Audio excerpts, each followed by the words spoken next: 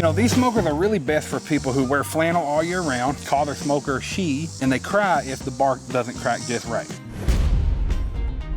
I like to call this the craftsman, or the holier than thou. You know, you think that barbecue is a spiritual journey, kind of a test of patience, a way to connect to your ancestors through smoke and tears. You know, you romanticize fire management, and you also like to adjust your dampers like you're defusing a bomb. Now, you won't admit it, but you like the pain, you want the suffering.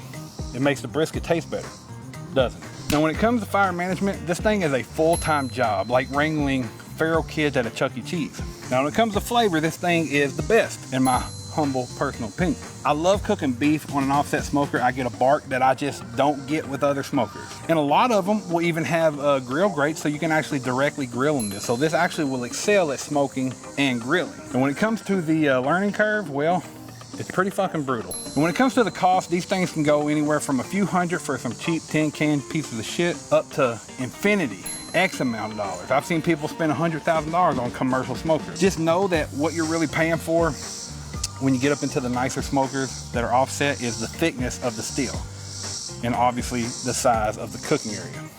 Now, when you go and buy you an offset smoker, make sure that you also get the card with it, get it laminated, because I think it's good at places like Facebook or any social media pretty much that says I'm better than you.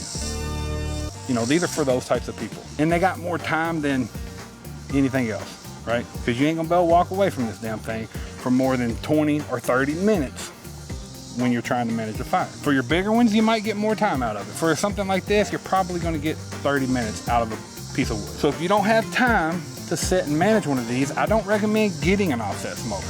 They're terrible smokers to introduce people to barbecue because you're probably gonna quit.